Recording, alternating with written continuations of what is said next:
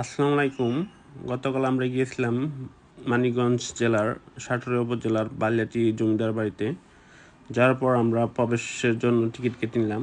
প্রতিটি টিকিটের মূল্য ছিল 30 টাকা করে। আমরা গিয়েছিলাম 3 জন, যার কারণে 90 টাকা দিয়ে টিকিট কেটে নিলাম।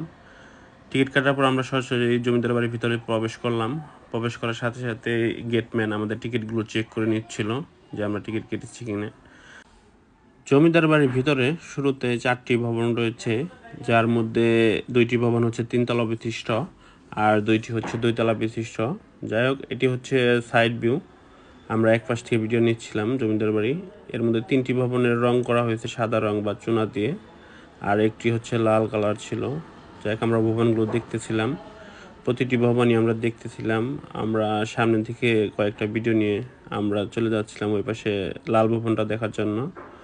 আর এখানে একটু রশি টানিয়ে দিয়েছিল এবং একটা নোটিশ দিয়েছিল লাল ভবনের কাছেই যে ঝুঁকিপূর্ণ ভবন, যার কারণে এখানটার গলিটা ব্যবহার করতে দেওয়া হয়নি।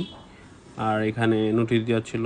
এই ভবনটি অনেক সুন্দর ছিল। এটি ছিল 3তলা বিশিষ্ট, আর এটি ছিল পূর্ব পাশে এটি, আর পশ্চিম পাশে 3টা ছিল সাদা কালারে। আজকে আমাদের সাথে ছিল আমার ভাগ্নে নিলয় আর ছোট ভাই নাহিদ। ওরা ভবনগুলো দেখতেছিল। ভবনগুলো অনেক পুরাতন হলেও এর ডিজাইন ছিল অত্যন্ত আধুনিক মানের। এটি হচ্ছে জমিদার বাড়ির বারান্দা, দেখতে অনেক সুন্দর দেখা যাচ্ছিল। বারান্দা থেকে আমরা সরাসরি চলে যাই জমিদার বাড়ির পুরাতন সিন্দুক দেখার জন্য। বেশ কিছু সিন্দুক রাখা ছিল নিচতলায়। আর জমিদার বাড়িতে একটি মিউজিয়াম রয়েছে। মিউজিয়ামে যাওয়ার জন্য আমরা কাঠের সিঁড়ি ব্যবহার করে উপরের তলায় যাচ্ছিলাম। যাই হোক, কাঠের সিঁড়ির শব্দ হচ্ছিল অন্যরকম, ঠক ঠক করে। আর মিউজিয়ামের ভিতরে ভিডিও করা এলাও না, যা এখন আমরা ভিডিও করতে পারিনি। কিন্তু মিউজিয়ামের ভিতরে সব কিছু দেখে আমরা নিচতলার দিকে চলে আসতেছিলাম। এটি হচ্ছে পিছনে যাওয়ার জন্য একটি গলি। অলিতে গলিতে এখন রাজবাড়ি সবাই ঘুরতেছে, ভালোই লাগতেছে ছোট ভাই নাহির সাথে। আমরা গলি দিয়ে জমিদার বাড়ির পিছনের দিকে যাচ্ছিলাম। যাই হোক, এইটি হচ্ছে জমিদার বাড়ির পিছনের অংশের ভিউ। শুরুতে যে ভবনগুলো দেখেছিলাম এই ভবনের পিছনের অংশের ভিউ এটি হচ্ছে জমিদার বাড়ির আরেকটা ভবন। ভবনটিও দেখতে অনেক সুন্দর দেখা যাচ্ছিল। নারিকেল গাছ ছিল, আম গাছ ছিল। আমরা বেশ কয়েকটি ভিডিও নিলাম ভবনটির কয়েকটি পাশ থেকে। ভবনটি অনেক সুন্দর দেখা যাচ্ছিল। 2তলা বিশিষ্ট ভবন ছিল এটি।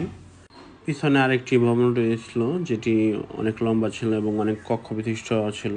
আর এখানে ছোটোখাটো ফুল বাগান ছিল। আর বাগানের পিছনে বিশাল পুকুর, যে পুকুরে 6টি ঘাট রয়েছে এবং পুকুরে অনেক লাল শাপলা ফুটেছিল।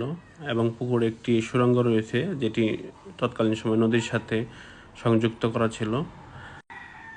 আজকে যতগুলো দর্শনার্থী ছিল তার মধ্যে মোটামুটি আমরা 3জন ছাড়া সবাই ছিল জোড়ায় জোড়ায়। বেশিরভাগই দর্শনার্থী এখানে জোড়ায় জোড়ায় ছিল, সেটি ভিডিওতে দেখতে পাচ্ছেন। এটি হচ্ছে জমিদার বাড়ির পিছনের অংশ। আর পিছনের অংশ ছিল জমিদারদের আন্দরমহল। দেখতেই পাচ্ছেন আন্দরমহলের ভবনগুলো ছিল অনেক লম্বা লম্বা, আর ভবনগুলো ছিল অনেক পুরাতন। বেশিরভাগ ভবনের দরজা জানলা ছিল না। এগুলো ছিল জমিদারদের আন্দরমহল। আর এই পাশে একটি ভবন ছিল 2তলা বিশিষ্ট, আর একটা ভবন ছিল 3তলা বিশিষ্ট। বেশিরভাগ ভবন ছিল ঝুঁকিপূর্ণ। নিলয় নাহিদ ভবনগুলো দেখতে ছিল, আর ভবনগুলো দেখতে অনেক সুন্দর দেখা যাচ্ছিল। আর বিশেষ করে গলিটা অনেক সুন্দর দেখা যাচ্ছিল। আর এই পাশে ছিল ভবনের পশ্চিম পাশ, যেটি ছিল খুবই জরাজীর্ণ অবস্থায় আর খুবই ঝুঁকিপূর্ণ অবস্থায় ছিল। এটি হলো লোহার গোল সিঁড়ি, যে সিঁড়িতে সরাসরি 3তলায় ওঠা যেত। আর আমাদের ঘোরাঘুরি শেষ, যার কারণে আমরা বের হয়ে আসলাম। বাইরে থেকে একটু ভিডিও নিচ্ছিলাম, আর ভিডিও করা শেষ। আমরা এখন চলে যাব। ধন্যবাদ সবাইকে। সময় সুযোগ হলে পরিবার নিয়ে ঘুরে যাবেন বালিয়াটি জমিদার বাড়ি।